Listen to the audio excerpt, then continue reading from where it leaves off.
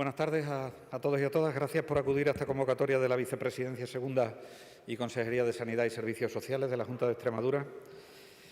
En primer lugar, como cada miércoles, tengo que mostrar las condolencias del Gobierno de la Junta de Extremadura a todas esas personas que como consecuencia de la COVID-19 han perdido a un ser querido, y también a aquellas personas que durante este tiempo de pandemia han perdido a un ser querido independientemente de la causa del fallecimiento, dado que la COVID nos ha obligado a establecer una serie de medidas que no podemos despedir a las personas que se nos van como nos gustaría. En segundo lugar, desearle a todos aquellos que en este momento estén pasando por la COVID, sea esta en el domicilio o lo estén pasando en alguno de nuestros centros hospitalarios, pues desearle una pronta y completa recuperación, ¿no? Y en tercer lugar, pues agradecer a la sociedad extremeña en general y a todos los profesionales que están desviviéndose durante este tiempo que nos ha tocado vivir, el que estén dándolo todo, el que estén comprometidos en tiempos muy complicados, porque estamos viviendo situaciones muy delicadas, no como en otras épocas, pero situaciones muy delicadas, y evidentemente eso es de agradecer, ¿no? Y ahora me referiré a algunos datos que ponen de relieve esa dedicación de nuestros profesionales. Como siempre, como cada miércoles, paso a detallarles la situación epidemiológica en la que se encuentra la comunidad autónoma. En segundo lugar, les haré una breve descripción de la situación de afectación de las residencias, que en este momento es una de las cuestiones más importantes. Y en tercer lugar, les comentaré las decisiones que se han adoptado en el Consejo Interterritorial del Sistema Nacional de Salud, que acaba de terminar hace tan solo unos minutos. Con respecto a la primera parte de la intervención, que tiene que ver con la situación epidemiológica de la Comunidad Autónoma de Extremadura, a modo de resumen les diré que Extremadura en este momento se encuentra en un nivel de alerta 2. Hay indicadores cuantitativos que así lo indican y hay indicadores cualitativos que también lo indican así. Por lo tanto, en este momento lo que tenemos como situación epidemiológica en la Comunidad Autónoma de Extremadura es un nivel de alerta 2 en pandemia, con una transmisión comunitaria descontrolada, con una tendencia a la estabilización y en los últimos días parece que con un cierto descenso de la incidencia acumulada, pero siendo aún pronto para que hayamos podido comprobar que esa tendencia se va consolidando y verdaderamente vamos disminuyendo las cifras de incidencia, ¿no? Extremadura hoy presenta unas cifras de incidencia acumulada a los 14 días de 595 casos por 100.000 habitantes, por debajo de la media española, que está en 633 casos por 100.000 habitantes, y a los 7 días muestra una incidencia acumulada de 269 casos por cada 100.000 habitantes, lo cual hace que la razón de tasas, es decir, la incidencia acumulada a los 7 días, lo que representa con respecto a la incidencia acumulada a los 14 días, sea inferior al 50%, y por lo tanto saben ustedes que cuando eso se produce, previsiblemente la tendencia de la incidencia acumulada en los próximos días será a disminuir. Este es un poco el resumen en general de la situación epidemiológica. Es cierto que a lo que estamos asistiendo en los últimos días es a un incremento en la edad media de los contagios. Hoy se sitúa la edad media en los 32 años. Eso quiere decir que lo que empezó siendo un incremento de la incidencia en los grupos más jóvenes de la población, debido a la incidencia acumulada mantenida y alta durante todos estos días, pues nos ha llevado a que haya otras edades que se han contagiado, desgraciadamente, y que en este momento la edad media de los contagios esté subiendo con respecto a las cifras de los primeros días de esta quinta ola. Les decía que les tenemos que agradecer a los profesionales. Les tenemos que agradecer a los profesionales que hoy hayamos sido capaces de consolidar en los datos del Ministerio una tasa de realización de pruebas diagnósticas de 3.595 pruebas por cada 100.000 habitantes. Esto es una cifra muy importante, de hecho, la más alta de todo el país, muy por encima de la media española, cuya tasa se sitúa en 2.489.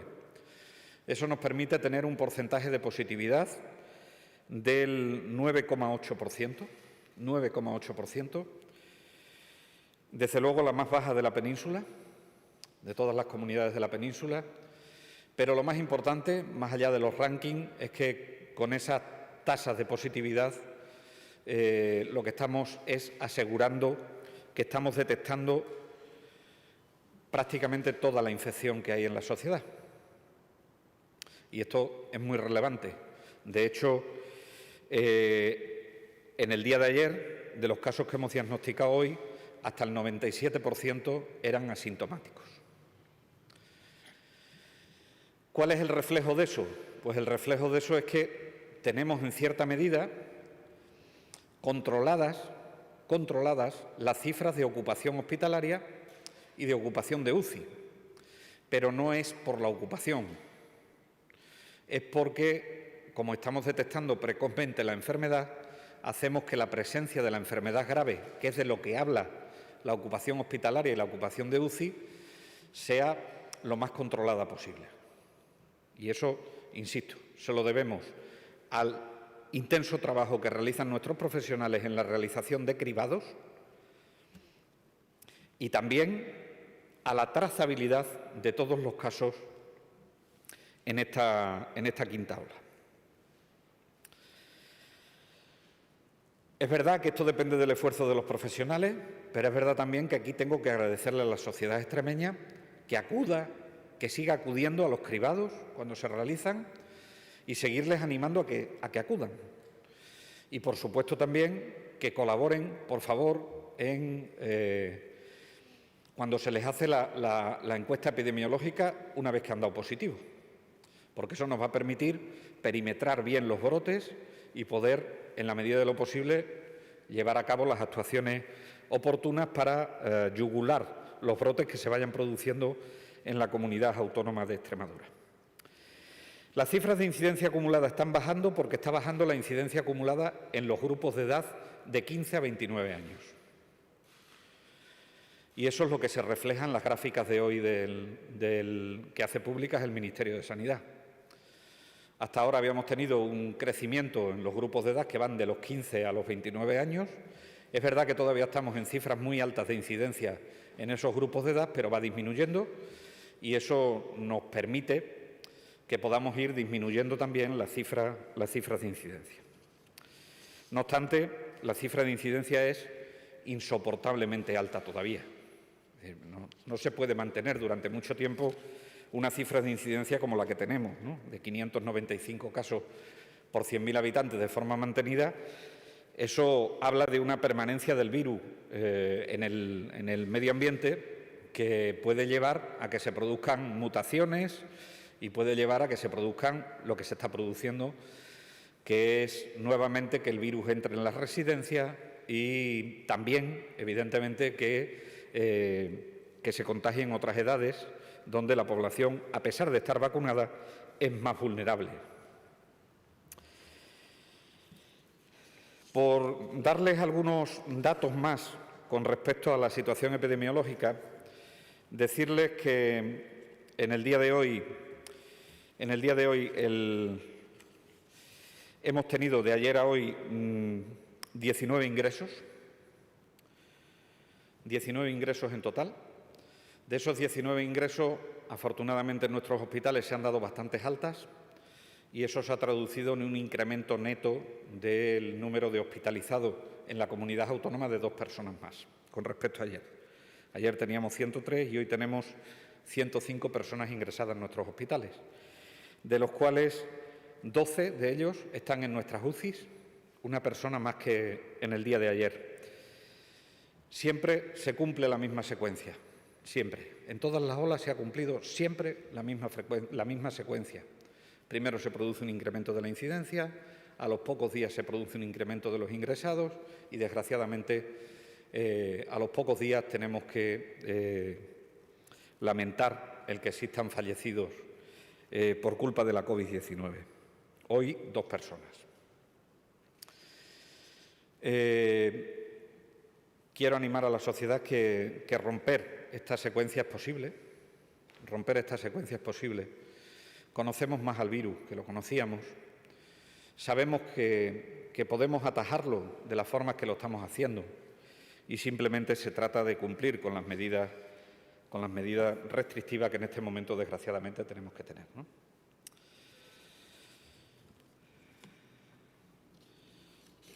Paso a informarles ahora de la situación con respecto a la vacunación.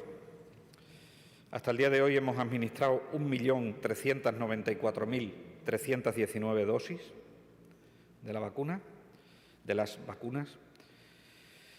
Tenemos vacunadas a 773.475 extremeños y extremeñas con una dosis. Eso supone que tenemos una cobertura en la población mayor de 12 años con una dosis de un 81,12%. Y con la pauta de vacunación completa tenemos a 691.143 personas, lo que supone que estemos en un porcentaje de cobertura del 72,5% en los mayores de 12 años.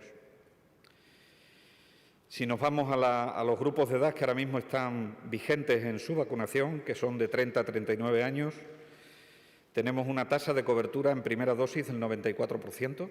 Hemos sido capaces de vacunar a 108.079 personas de las algo más de 114.000 que están en ese grupo de edad. Ya les digo, el 94%. Y luego en el tramo de edad que ya se está vacunando, que es el tramo que va de los 12 a los 29 años, aunque este último tramo de los 18 a los 12 años le daremos un mayor impulso, si las dosis nos lo permiten, a partir de la semana que viene, con el anuncio previo que realizaremos. En cualquier caso, en ese tramo de edad, que lo componen alrededor de algo más de 163.000 personas, hemos vacunado al 40% de la población. Es un ritmo bueno. Quiero decirles que nuestros equipos de vacunación ponen el 100% de las dosis que recibimos y eso se repite cada uno de los días cuando salen los datos de vacunación y eso habla del ritmo de vacunación que tenemos en la Comunidad Autónoma de Extremadura. Con respecto al certificado COVID digital, hasta el día de hoy hemos emitido 313.981 certificados de COVID digital. El 98,8% se han emitido de vacunación. El 1,1% se han emitido de recuperación, es decir, personas que han pasado la enfermedad. Y el 0,1% se han emitido como consecuencia de pruebas que se les pedían para alguna situación concreta. El 61,94% se ha emitido por la vía presencial y el 38,06% se ha emitido por vía digital.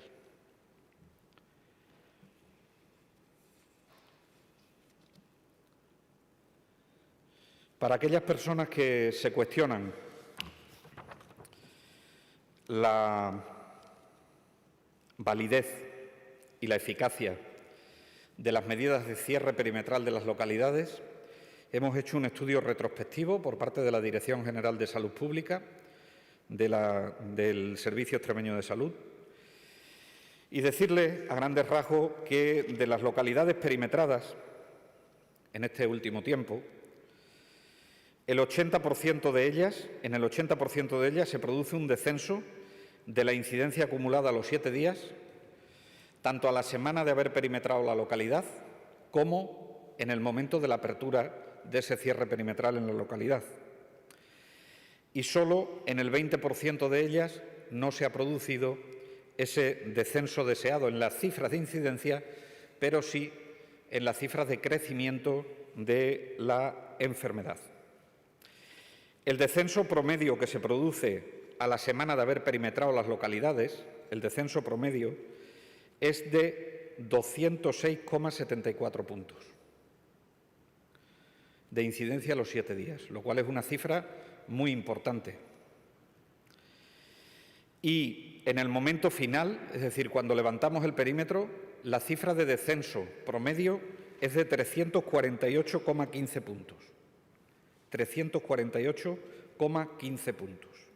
Es decir, cuando decidimos perimetrar una determinada localidad, estamos produciendo un descenso de la incidencia acumulada a los 7 días de media un 47,28% menos, lo cual viene a señalar la eficacia de la medida de cierre perimetral de las localidades allá donde las hemos tomado.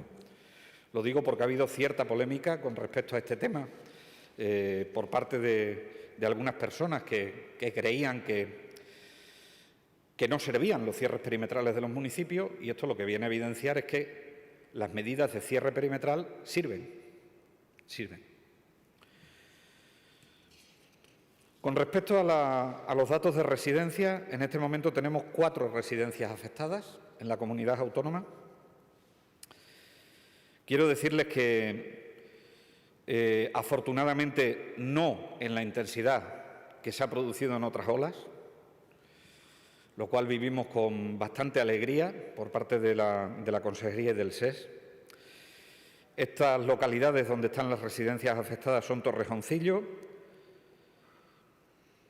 que ha tenido 3 casos confirmados de COVID en los residentes, sin ninguna persona fallecida. Está también una residencia en Don Benito, Santa Teresa Llornet, donde hay 19 residentes afectados. Aquí tenemos que lamentar el fallecimiento de 2 personas.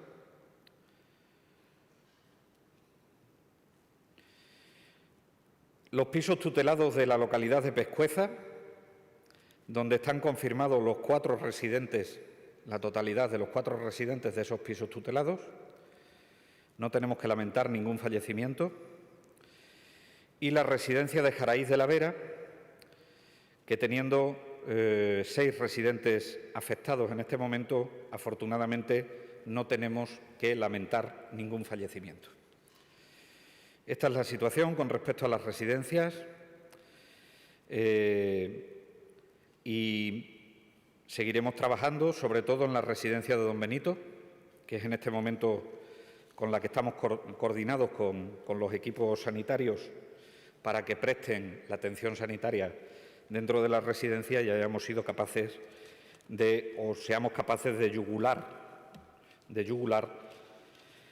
esas situaciones. No obstante, insisto, hemos establecido que se van a hacer cribados quincenales para todos los trabajadores y trabajadoras de las residencias, independientemente de su estado de vacunación, y también se le va a hacer un cribado en el momento en el que se vayan a incorporar de su periodo vacacional, de tal suerte que de esta manera seremos capaces de atajar la entrada del virus dentro de las residencias, en la medida de lo posible. Sí les digo que está trabajando la ponencia de vacunas y la ponencia de alerta del Sistema Nacional de Salud en si hay que tomar alguna medida más con respecto a las residencias para que las podamos tomar. Todas las comunidades autónomas han mostrado hoy en el seno del Consejo Interterritorial su preocupación por esta situación y, por lo tanto, vamos a valorar cuál es la situación de las residencias y adoptaremos las medidas que hagan falta en este momento. Algunas cuestiones del Consejo Interterritorial del Sistema Nacional de Salud.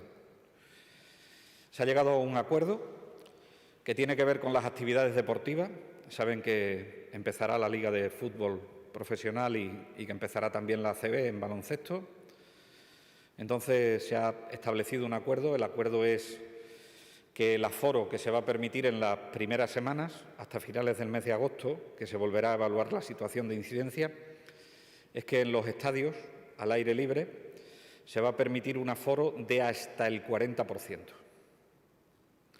Y siempre manteniendo una distancia de seguridad entre las personas que acudan a los estadios de fútbol. Y si este se celebra en interior, como es el caso del baloncesto en la mayoría de las ocasiones, el aforo será de hasta el 30%, manteniendo una distancia de seguridad de 1,5 metros, como ocurre también en los espacios al aire libre. Preferentemente, se permitirá la entrada al estadio de los abonados, pero estará abierto hasta completar esos límites de aforo que les acabo de comentar. Evidentemente no está permitido, salvo el consumo de agua, no está permitido en el asiento, no está permitido consumir ningún otro tipo ni de comida ni de bebida, a excepción, ya digo, del agua. Y los estadios de fútbol tienen que tener, y las canchas de baloncesto tienen que tener un plan de contingencia de tal suerte que no se produzcan aglomeraciones ni a la entrada ni a la salida y se pueda salir y entrar con cierta holgura.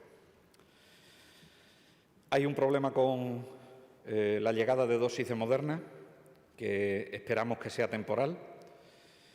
Durante esta semana van a llegar menos dosis de Moderna, aproximadamente el 50% de las dosis de Moderna. Ha habido un problema en una de las plantas de Europa y van a intentar desde el Gobierno de España compensarlo a través de un incremento en las dosis de Pfizer, como ya se anunció en la conferencia de presidentes de la semana pasada.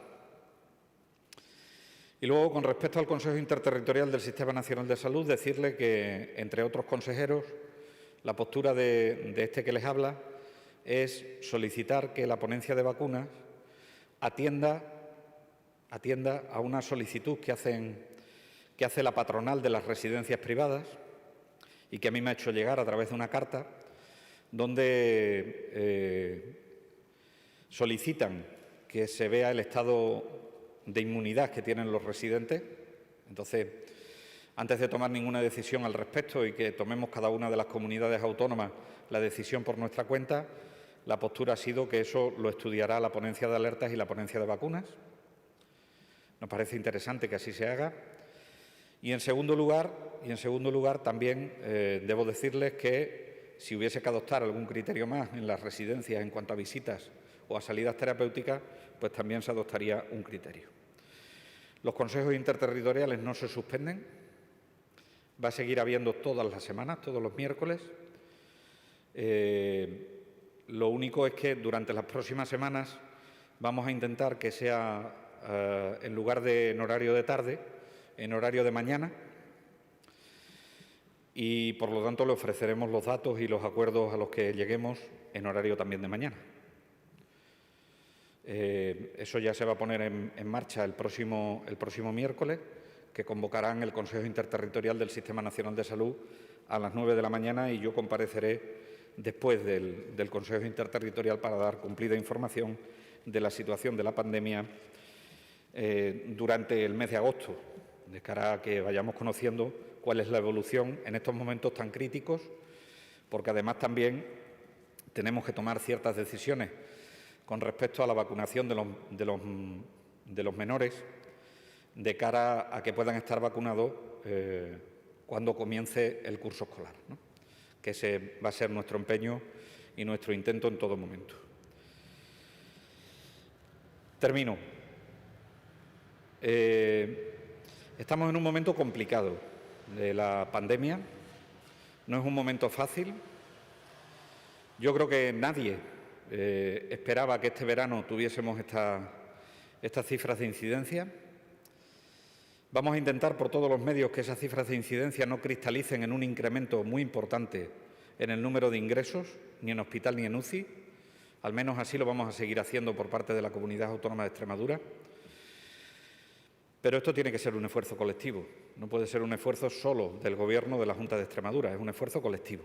Un esfuerzo colectivo que pasa por la participación de los profesionales que están dando lo mejor de sí mismos para intentar, en la medida de lo posible, hacer esos cribados, fundamentalmente, y también llevar a cabo un proceso de vacunación que está siendo un ejemplo para toda Europa.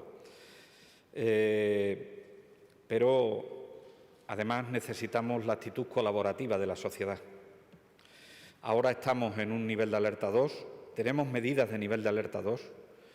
Nuestra idea es levantarlas en cuanto sea posible, pero necesitamos la concurrencia de la sociedad para poder levantar estas medidas, porque solos no vamos a ser capaces de poder disminuir las cifras de incidencia.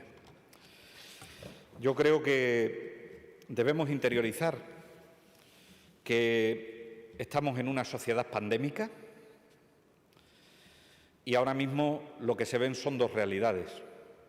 Cuando entras dentro de los centros hospitalarios tienes una realidad pandémica, pero cuando estás fuera de los centros hospitalarios, afortunadamente, no se ve esa situación pandémica. Pero eso no es más que un espejismo de lo que está pasando, porque seguimos en una sociedad que está todavía afectada por una pandemia que debemos combatir entre todas y todos. Y a eso convoco a la sociedad extremeña, que siempre ha dado muestras de cómo bajar de forma rápida las cifras de incidencia, y espero que en esta quinta ola seamos capaces de volver a dar esas muestras. ¿Preguntas?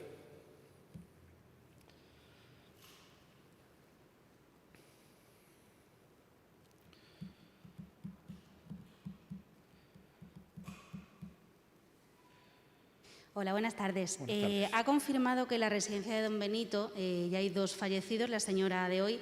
Intuyo que el otro señor es el que falleció el lunes, pero quería saber por qué ayer no se tenía constancia de esto. Solo se hablaba del área de salud de Don Benito, pero no de la residencia. ¿Por qué no se comunicó este fallecimiento? Bueno, vamos a ver, es que la persona falleció en el área de salud de Don Benito. Y se dijo que no se hizo referencia a que pertenecía a una residencia. Se dijo que en la residencia únicamente había casos, pero no que había fallecido nadie. No ha sido con ningún interés, exclusivamente que cuando hay un fallecido se comunica que ha fallecido una persona en ese área de salud. Creo que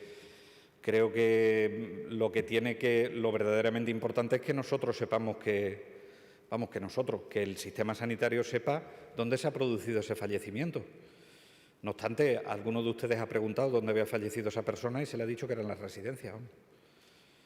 Es decir, no hay ningún interés por que esto sea de otra manera. Y hoy se ha comunicado de que era de la residencia, pues porque ha habido compañeros suyos que estaban especialmente interesados en conocer si había fallecidos en la residencia y se ha contestado a esa pregunta. En cualquier caso, afortunadamente no estamos en las cifras de infección en los centros residenciales que estábamos en otras olas y entendemos que aporta poco valor, que sí lo debe conocer el sistema sanitario,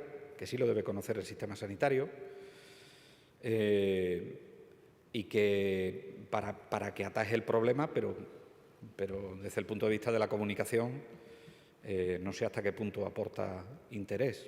En cualquier caso, si hay interés, ustedes lo preguntan y nosotros contestamos. No hay ningún problema. Gracias.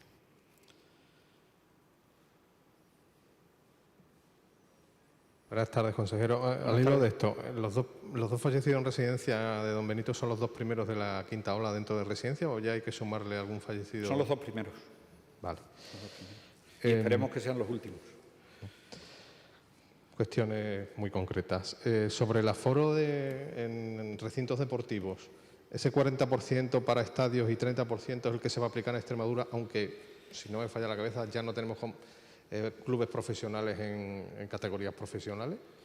En realidad está pensado para la Liga de Fútbol Profesional y está pensado para la ACB.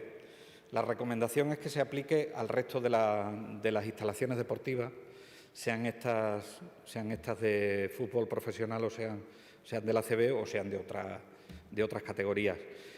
Bueno, en principio nosotros tenemos, por el semáforo, ahora mismo lo que tenemos es un aforo del 50%.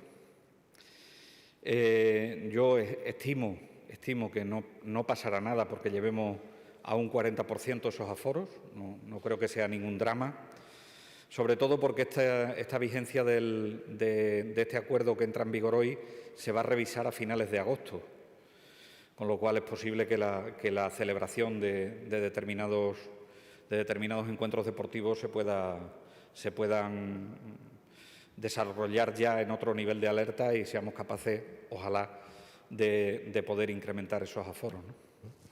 En cualquier caso, si ustedes se han dado cuenta, no he hablado en ningún momento de tope de público, he hablado del 40%, con lo cual, pues si un campo de fútbol tiene un determinado aforo, creo que pueden entrar muchas personas en el mismo. Sobre los cierres perimetrales, ¿Castuera y Guareña siguen en cierre? ¿Se ha prorrogado o se ha levantado? Un momentito, porque con los cierres perimetrales... ¿Me pregunta sobre? Guareña se levantó ayer y Castuera se levantó ayer. También, vale. Sí. Perfecto. Las que se levantaron ayer son Calamonte, Castuera, Guareña, Talavera, Puebla de la Calzada, Puebla de Sancho Pérez, Almoharín, Cabezuela del Valle y C. Clavín. El día 9, si no pasa nada, el día 9 se levantarían Hornachos, Los Santos de Maimona, Siruela, Aceituna, Arroyo de la Luz, Madrigalejo y Guadalupe. Los otros que quedan son ya para el 11 de agosto. Sobre el nivel de alertardo, bueno, se ha avanzado, la ha avanzado, dice, en cuanto podamos lo vamos a levantar. A ver, viendo un poco los datos de evolución, viendo que es necesario una semana para consolidar la mejoría, parece prácticamente imposible que antes del 16 se levante, ¿no? Bueno, esta semana es seguro que mandaremos a la Sala del Tribunal Superior de Justicia de Extremadura una comunicación en el auto de la Sala.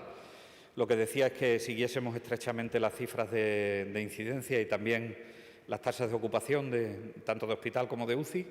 Mandaremos un informe de que seguimos en nivel de alerta 2, ya digo, por indicadores cuantitativos y por indicadores cualitativos. La cifra que tenemos en este momento de personas ingresadas en UCI es la que está marcando la diferencia del nivel cuantitativo que nos hace seguir en nivel de alerta 2, con lo cual, al menos durante 7 días más, seguro que se van a prorrogar. Yo espero que esto pueda desaparecer cuanto antes, pero es verdad que nosotros no vamos a esperar hasta los 7 días, que se consolide. Entendemos que, y así lo dice la Sala, que se tienen que ponderar los derechos fundamentales de las personas y que en este momento se ven afectados por las medidas que se están llevando a cabo, pero la Sala lo califica como desproporcionado en relación a la situación que estamos viviendo. Ahora, lo que sí nos advierte la Sala que en cuanto mejore tenemos que volver a la situación de partida.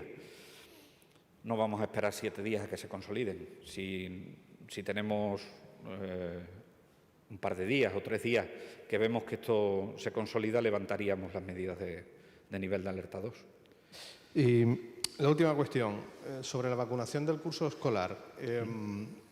A ver, por afinar el tiro, ¿qué entendemos integrantes de ese curso escolar? ¿Los niños de 12 a 18 años, es decir, estamos hablando de colegios e institutos, o también metemos a los de la universidad que podemos concluir hasta 23, 24 años? Bueno, es que los de la universidad se van a vacunar ya.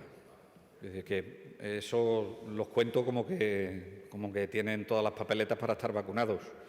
En los de 12 años aprovecho que me hace la pregunta para decir que en la ficha técnica de las vacunas, tanto de Moderna como de Pfizer, hablan de 12 años cumplidos.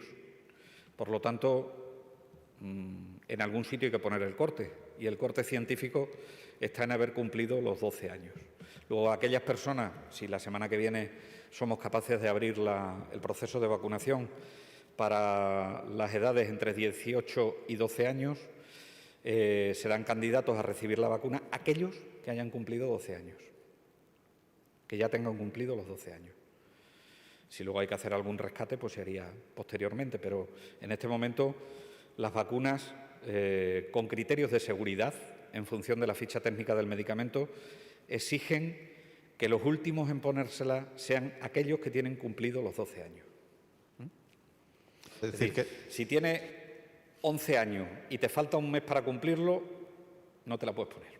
Que estamos hablando de que, Hasta que no realmente el objetivo, el reto, por decirlo de alguna manera, es que el 10 de septiembre, que empieza el curso escolar, las personas, que no lo sé, pero tengo el dato que me lo mandó José Félix el otro día, de entre 12 y 18 años, estén todas al menos con primera dosis.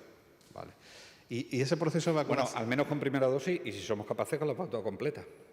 Pero entiendo que al menos con primera. Sí, sí. Y luego, esa vacunación de esa franja de edad, para conseguir el objetivo de los integrantes de los colegios, de los institutos, ¿se va a hacer doble vía a través de las vacunaciones que hemos hecho, por ejemplo, en IFEME, en IFEBA, y a través de la autocita, o se va a volcar a través de autocita? No, se va a hacer a través de autocita y de llamamientos. Sí. La doble vía. Sí, lo que pasa... Vamos a ver. Si nosotros esperamos a que lleguen los llamamientos a las personas de 12 años, nos vamos muy avanzado el mes de agosto, probablemente, si empezamos a agotar todos los tramos de edad que hay ahí. Entonces, como ahora mismo, en función de las vacaciones, hay gente que se puede vacunar ahora, o se puede vacunar dentro de 10 días, o se puede vacunar dentro de 5, o se puede vacunar dentro de... Pues les va a llegar antes por la autocita, que por el llamamiento. Pero vamos a utilizar las dos vías, lógicamente.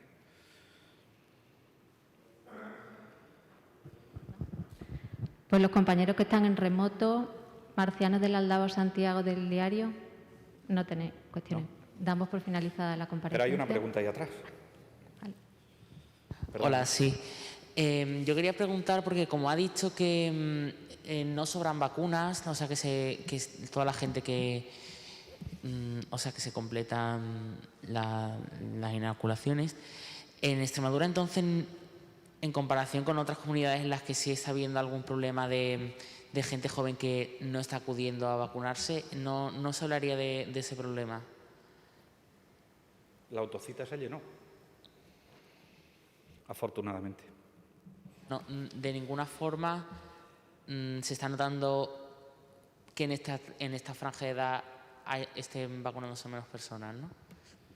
Bueno, yo lo único que le puedo decir, no lo sé, si más adelante tendré que decir otra cosa. Yo lo único que le puedo decir es la experiencia de este lunes.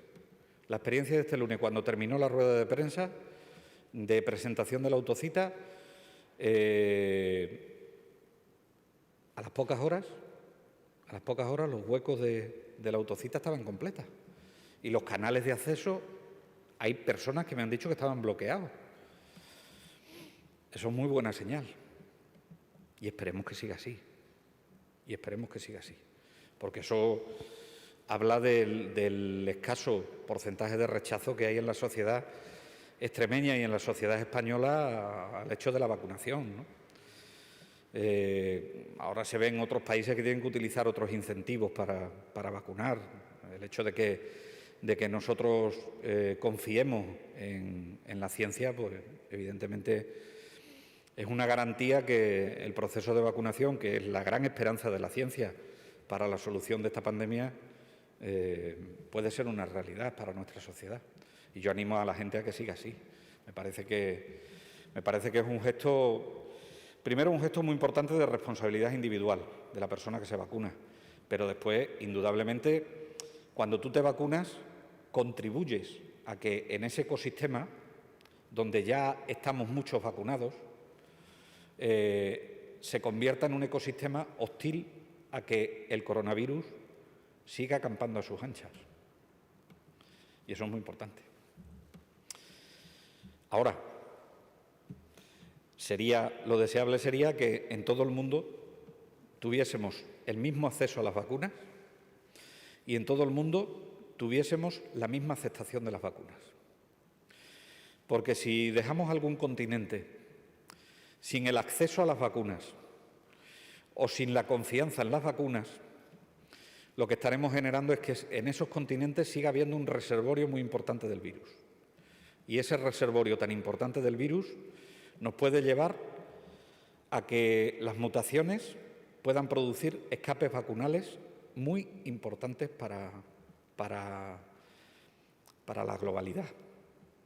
Entonces, yo creo que desde los países que tenemos la suerte de tener este acceso a las vacunas, tenemos que permitir a otros países que no tienen el mismo acceso a las vacunas que se puedan vacunar, Por eso, ahora toma una importancia capital la cooperación internacional al desarrollo. Me parece una cosa absolutamente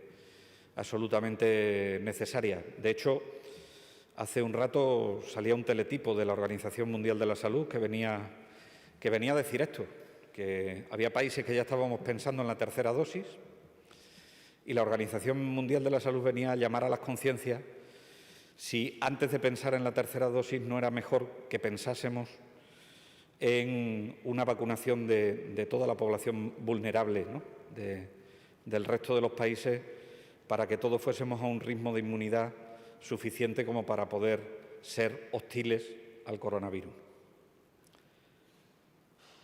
Una cosita más. Muy bien. Muchas gracias a todas y a todos.